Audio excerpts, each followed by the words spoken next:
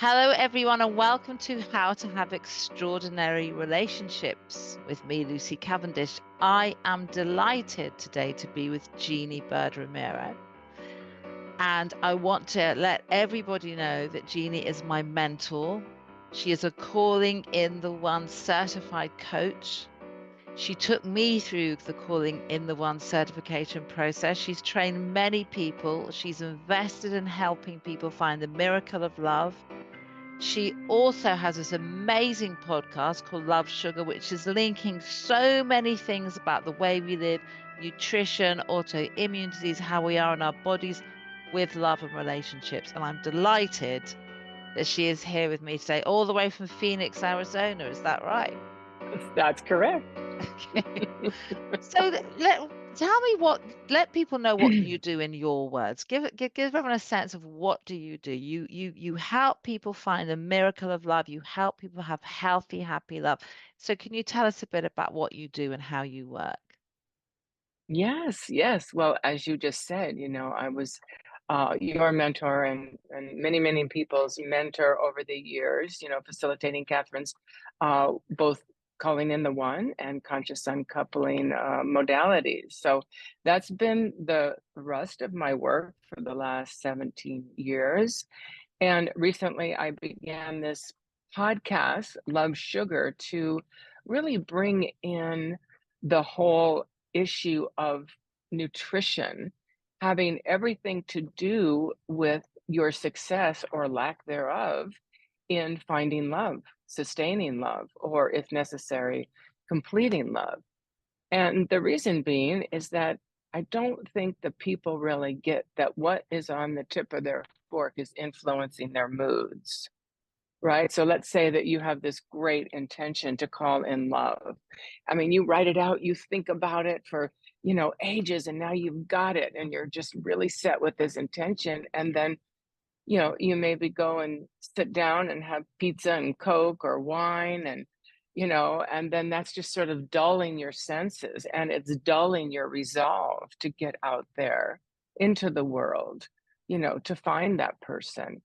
And so I'm just really trying to connect the dots between the nutrition piece and the search for love. And so it's been really fascinating because within that, we talk about forgiveness. I've done an episode on forgiveness. So we're talking about forgiving yourself, of course, when you fall off the wagon, forgiving others, and how the food component enters into that. We did another episode on loneliness, and the food component weighs in pretty heavily in that as well. And we also did, breakdowns to breakthroughs.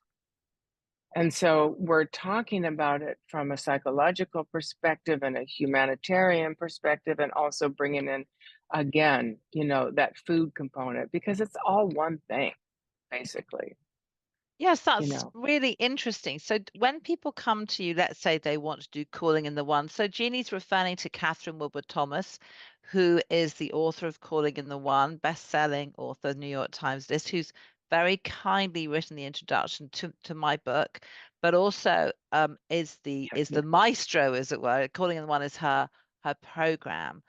Um, so you've taken it, so it's a great 7-week process, but you've taken it this step further. I'm really interested. So what are you saying, that kind of people get lonely and then they kind of dial up for the pizza or the takeaway, or that they become addicted to that?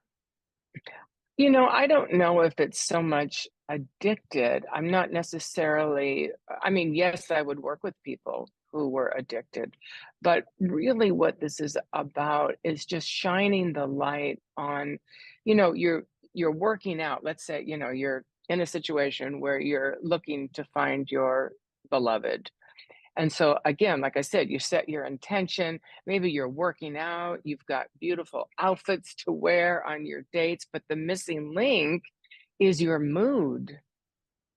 And the mood is caused by the food. The mood is So, caused by the food. I love it. Yeah. right? So, if you like, you wouldn't be, people do this, you wouldn't be drinking a lot before you go out on a date or eating pizza and Coke and things like that because your energy, food has frequency. It has energy, it has vibration. So if you want to be firing on all cylinders when you're looking for love, and so too if you're completing love, if you're uncoupling, which here we go with, Catherine's conscious uncoupling, which we're both coaches in. So again, I tell my clients all the time, I really ask them, what are you eating? Are you not eating? Let's please change that if you're not eating. But if you're not eating, really encouraging them to make those healthy food choices that raise their vibration, raise their energy, help with clarity, help them be more lucid, to make wise choices, That's and also really interesting. in terms of boundaries, creating healthy boundaries when you're dating, you know, so that if you've been influenced by bad food choices, you're not going to have the brain power and the capacity to make those healthy choices that keep you safe throughout the dating process. Because as we know, it's a slippery slope in the dating pool, right? Yeah. So I know a lot of people here in the UK who say, I don't want to date someone who doesn't drink. A friend of mine, he's dating and he doesn't drink. He just isn't interested in drinking. And a lot of women don't want to date him because they're like, how are we going to share a beautiful bottle of wine if you don't drink? I mean, it's about something, isn't it? I think that's really interesting. Yeah. Yeah. I mean, that's to say that they don't want to date him because he doesn't drink. It really says a lot about the women, right? Um, that they're not comfortable with themselves. There's something that It is may not be a comfortable. cultural thing, maybe a cultural thing as well. I mean, I think people are like, oh, I feel so nervous. I need to have a Yeah. glass of wine, to relax myself, something like that. So this is fast. So tell me how you got into this. What's your story? What's your journey to calling in the one and helping people make this link between what they're eating and their clarity of mind, their capacity to stay. How did you get into all this in the first Yeah. place? Sure. But first of all, I just want to say, Lucy, that I have no problem with drinking wine. I love wine. My husband and I enjoy wine together. But I'm just saying, in terms of, I wanted to respond to, what you were saying about people in the UK and women wanting to have wine and not date men who don't. I mean, that's a whole nother discussion. But back Yeah. to how I got into this. Basically, I am a sufferer of autoimmune disease that I've had for about 30 years. And I worked in the film industry for 30 years. And probably the autoimmune developed then. And that's a whole nother episode of a podcast as well. But basically, I began to realize that stress and my eating was breaking my body down. And so it really became crisis time for me when I was working in the film industry, like 18 hours a day. So the stress and making poor eating choices. Um, and ultimately, I've had like 9 surgeries to help bone on bone conditions. So I began to be a seeker and to find out what's going on with my body and why can other people eat things and I can't. I have an immediate feedback loop. So during COVID, I went back to school and got my Master of Science degree in health coaching and advanced nutrition so that I could bring all of my offerings through uh, to up level them to really add the healthy love component so that I could then teach my clients to really not miss out on this link that is so important that would influence because it influenced me once I started changing my food choices. I achieved that clarity. The autoimmune was not gone but in remission. Wow. And I just see so many people suffering, and especially with UPFs. UPFs is ultra processed food, and I know that, people who work on film sets are really guilty of that because it's so rampant. Processed food is everywhere. And of course, it tastes good, it's very addictive, but it's so bad for your physical health and your emotional health and your longevity, you know. So, it's shining the light on that and really encouraging people to make different choices so that they can live a life that really matches and mirrors their deepest desires, Yes. you know? So you were working the film industry, you were very stressed out, and and do you feel that stress has a I know everyone has I know it's an individual thing and it's very hard to say something in a blanket way, but do you feel that stress has a big effect on our autoimmune systems and on our Absolutely. relationships? Yeah. Absolutely. Oh, yes. I was flaring at the very worst. You know, it was like working in the film industry for someone like me who had this was just the worst possible decision, you know, because the stress was off the charts. You know, you're working with crazy directors and crazy actors, and, you know, you don't even have a moment to think about yourself or your own self care because you're serving the project, you're serving, you know, the neuroses of the people that you're working with.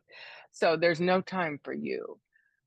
So that was, you know, 33 years of that. I finally left the film industry 5 or 6 years before I would have gotten my full pension. So, because my body had broken down and I wanted to continue with Catherine's work and make that my full time. So I'm so much better in the autoimmune and have studied so much and worked with my functional medicine doctors who are, you know, shepherding me through the healing of this autoimmune. But basically, I guess to say that, you know, in the search for love, that I'm just trying to help people connect the dots that you want to be all parts of yourself, bring all parts of yourself to the table. Don't leave anything out, you know, don't leave your self-care out, you know, bring all parts of yourself to the table, you That's know. such an important message because a lot of people come to calling in the one coaches and they're like, I want to find love. I mean, I'm sure lots of people come to you and they say that Yeah, there's no one out there or men are only interested in people younger and it's so it feels, you know, this it feels so terrible because they're in such a sad place. And then what you're saying is actually it's all of you that needs to be involved in this process of finding love. right. Exactly. So this amazing book that you wrote that I absolutely love, really, no, it's just so important, and it's so simple to understand. This is why I love it so much. But you know, it's like how to have extraordinary relationships. So if I was coaching this book, then I would add that component. You know, that Yes, relationship with yourself in terms of your nutrition, you know, not to skip over that. You know, we I talk love about that. skipping over. Yeah, I mean, Yeah, I don't know much about that. That's probably why it isn't in there. But I totally get that. That if you want to nourish your relationships, you need to nourish your body. And that yes. means all sorts of things to lots of different people. But we all kind of know what that means. We all know it means less processed food. Why do we struggle with doing it? Why is it that I go, oh, you know, ice cream, chips, Coca-Cola? I do love Coca-Cola. You know, why do we struggle so much with it, Jeannie? Because it's addictive. Because unfortunately, Monsanto, at least in the United States, Monsanto is the big company that is supported by lobbies, and they are forcing addictive food down our throats, basically. It's just so, you know, it's like I say, I would love to get caution tape around the center aisles of the grocery store and not allow people to go in there, not allow people to have the processed cookies and the chips and the cereals that these children are eating, at least in the US. I think in the UK you have more more restrictions, which is really great. Yeah, we do, we do. But you know, because we have strong lobbies so that other Yes. people can make money. So we're basically killing, you know, a generation of children who more and more people in the US are getting ADD, ADHD as a result of processed food, you know. So we're raising a generation of people who are not functioning at full capacity. So it's very disturbing to me. And I feel like being the Robin Hood, you know, of the grocery stores, you know, Yeah, you're not allowed in, pioneering. can't come in. You're pioneering. But I totally understand what you're saying. Also there is this thing, whenever I would go through trauma before I became enlightened, I would think I'm just going to drink a bottle. I know. I know what I'm going to do. I'm just going to drink a bottle of wine and smoke a packet of cigarettes. It was great. I loved it actually. It was great. It was wonderful. Yeah, But I'd wake up the next day and feel really depressed, really hate yeah, myself because I was like, why am I doing that? But there is this, it's like you have to break this cycle, I think. So you do. you have to break the cycle of I'm so depressed, so upset, I'm just going to get drunk and smoke. I mean, it's maybe more in the UK than the States that we still do a bit of smoking around the back of the pub, you know. Well, yeah, again, it's cultural, and also, I would lay that at the feet of, the mood as a result of the weather too. Many people are affected by the weather, and you do have inclement weather there, a lot. And so I can understand, a little bit of a malaise there that would lead to, some of these things you're talking about. But yeah, it is a muscle that you need to exercise, really, a disciplinary muscle. But then always remember, in our work, that's what we do, Lucy, right? We remember our intention. We go back to the intention because that is our North Star. Mm. That is what we are making. We're living into our intention by the choices we make and the actions that we take, right? So we can't forget that. So when we feel like we're falling down the rabbit hole, then we just got to bring ourselves back to our intention, you know. So you trained with Catherine and then you met your husband, is that right? Because it sounds Yes, I so did. romantic, such a romantic story. So tell us a bit about that, because I know she serenaded you. It's. Yes, she did. She Did you did. meet him through doing Calling in the One? No, I met him on a film set. I actually had met him. By the time I got together with him in 2009, I had met him 15 years earlier, and we bumped Mm. into each other on a film set. We were both married. So, anyway, we obviously had an attraction that we said goodbye to. And 15 years later, I literally bumped into him on another film set in Albuquerque, New Mexico. I had been divorced for 6 years by that point, and he was separated, but still in his marriage. So we decided to be together, and he began the process of extricating himself from a long-term marriage. And that was, that's a process that it took. And so we've been married since 2011. And before that, I had him go through the calling in the one process. You know, I coached him through the calling in the one You process. coached, even though he'd met you and you are his one. Why, why, That's why, right. why did you want him? Why did you want to take him through that? Because that was my criteria for my Wow. partner. That was my criteria, that he understand the principles, that he understand that he could take part responsibility for his marriage too, for the dis-ease in the marriage, and that he could learn to communicate his healthy needs and his feelings and be able to have that shared context, that shared value existing in our relationship. So that has just, you know, produced so much growth in our relationship as individuals and as a couple. So, yeah, I would never have it any other way, So you just for know. people that are listening, I know it's difficult to totally tell them what, but how would you describe Calling in the One to people here in the UK that maybe don't know that much about it? Yeah, Calling in the One, the book, 7 Weeks to Attract the Love of Your Life, and it's a great title, it's a great subtitle, but really it's about calling in yourself.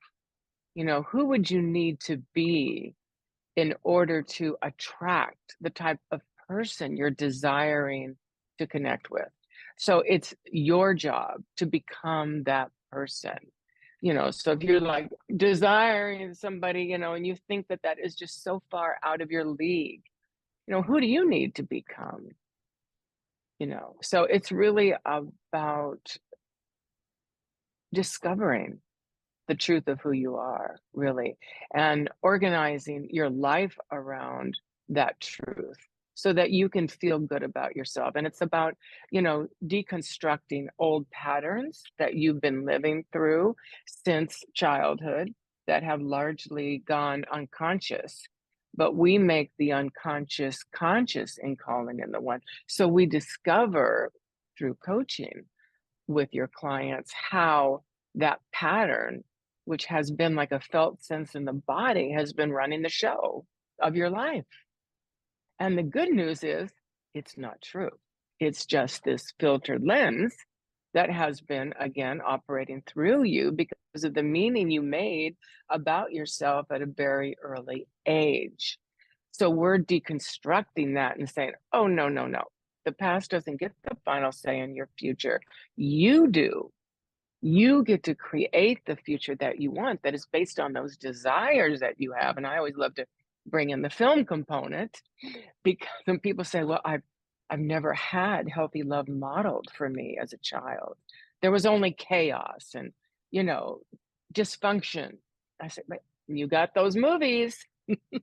Which is, I love that. Yeah. So, because that's a beautiful description. So, which movies would you use? Yeah. I mean, lots of us coaches were not modeled love. I mean, lots of us are wounded healers. That's kind of why we're doing the work we're doing.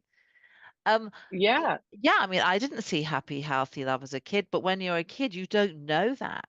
You think what you're seeing right. is what love is. How do you know? Of course, you don't know. You have no idea. Of You think, course you don't you know. think all parents throw plates at each other. You don't know. Um, Exactly. And then yeah. you blame yourself because they're throwing plates at each other. It's your fault because you don't have the capacity to say, oh, mom and dad are, they don't really have the capacity to form a healthy relationship. No, that's right. No, You you just don't. you don't know. I used to But creep anyway, so around and beg my dad not to come down the stairs because my mother was in a bad mood, crying. And he'd say, "Oh, it'll be fine." And then it would start. It's terrifying. It's wow. terrifying when you're a child. Anyway, Yeah. it's not a threat, but I mean, this is what to give people an idea. This is what calling one looks at. It's serious stuff. It's work, isn't Yes. it? That's And what we we say. It do it is longer work. than 7 weeks. It's work because you're uncovering stuff, and it's like, ow. So if you were going to use it, which films do you offer up as like, this is a film that has a happy, healthy love in it? Yeah. And so I love to use this example because number one, I worked on the film. But the film that I use, and I've actually done a couple of workshops in some of Catherine's courses in the past on a movie called The Holiday. And that's because it is really all about victimization to redemption. It's Yeah. the bad relationships, the very unhealthy relationships, the unrequited love, and then the process by which the characters go through to then discover who they really are and to attract those people who they are really meant to be with. Oops. Yeah. So anyway, I love that. Use that as a. In fact, I've taken through the whole what we call in calling in the one is the false love identity process with that movie. And what have been the victimized feelings that the characters were experiencing, and then getting to the truth of what's really true about themselves and life and others. And so anyway, I just love The Holiday. It's Yes, just it's a, and of beautiful. I course, love that. yes, yes. And sorry, So what that, were I you mean, going that's to an say? obvious. I was just going to say, and it was in the UK too, so that was really exciting. Yeah, no, it's beautiful. So people come to you. Do you prefer to work in calling in the one or conscious uncoupling? Conscious uncoupling is helping people separate with what I believe is sort of grace and dignity and kindness. Do you do Yes. more one or the other? It seems to be lately. I have been, and especially working with many couples on conscious uncoupling, and of course, I really do find that really rewarding because to have people heal from a love that is no longer viable and to be able to get excited and embrace their future, feeling like their feet are on solid ground, ready to heal and move on into their future. To go from, soulmate to soul hate is the norm. And we are, as conscious uncoupling coaches, saying, no, no, no, no. You are going to uncouple in a healthy way and bless each other on each other's journey. And if you're co-parenting, that you're going to create harmony in that co-parenting situation and make sure that the children are safe. Yeah. And so that's what we really are focusing on in conscious uncoupling. So it's very, very tender, because there are most times years of meaning making frames that the couple have been inside of that have caused this great divide. And so we're trying to bring them back together in a way that has each of them really understand the other one's journey in a compassionate way, so Yeah. that they can find common ground and continue the uncoupling, in a very healthy and harmonious way. Really important work. Now, I obviously trained with Jeannie. Jeannie was my mentor, is still kind of a mentor, took me through Calling in the One. So a lot of my learning comes from Jeannie and her devotion to Calling in the One and conscious uncoupling. Now, obviously, you work with people across the globe because you work online. So how can Yes. people find this? So there's Calling the One, there's conscious uncoupling, there's your Love Sugar podcast, which is brilliant. There's a lot of information on that about autoimmune, about loneliness. It's really, for me, joining really interesting dots and helping us through to healthy love, marrying it with our physical bodies. So I think this is a new way, a kind of different way of looking at it. It's wonderful to have this. So how can people find you, find your podcast, get in touch, and get all that wisdom that I've been so fortunate to be part of? Oh, you're so sweet. That is so sweet, Lucy. You can reach me at jeannebyrd.com. Oh, That's B-Y, Jeann sorry, carry on. Yeah. Byrd. Yes. Yeah. So Jeanne, Yeah, Byrd. B-Y-R-D. .com. Or else on Instagram, I'm Jeannie.Byrd. And Facebook, I'm Jeannie Marie Byrd. So it's all, you get the bird right. Yeah, You so can it's find me. B, just so that you all know, it's B-Y-R-D, and you're Jeannie, but Jeanne. Um, there's so much we could talk about. Hopefully you can come back and we can do more and hear Sure, all about absolutely. our relationship with our bodies and food, because I'm very interested in that and how it affects our emotions. There's such a mind, body, spirit connection, isn't there? Absolutely. Absolutely. And, in the health circles, we talk about, the gut brain axis, so the brain and the gut are all, together. People have not known that until very recently. So it's really important to keep that in mind, because nothing is, you don't have any body part that is like separate and on its own. Yes, it's all connected. All connected. Yes. Yes, indeed. Thank you so And much. thank you. And thank you for your lovely book. I'm just so mesmerized by your book. And I love the stories that you share in here, and how you break down the A's, the B's, the C's. It's a It's lovely, phenomenal. hopefully it's a guide that's not too complicated. You could take some takeaways with it, put a bit of action in, and change your relationships. That's what Absolutely. we're about. I have many people that I want to send this book to. Oh, thank you, Jean. I'm thinking of her and him and Oh, her. thank you. That's really kind. We're all trying to get the word out. We're all building this community, and part of this podcast and your podcast is exactly about that, which is we're giving out information, but we're also making a community. I believe that's what we're doing. Yes. Thank you And so thank much. you so much.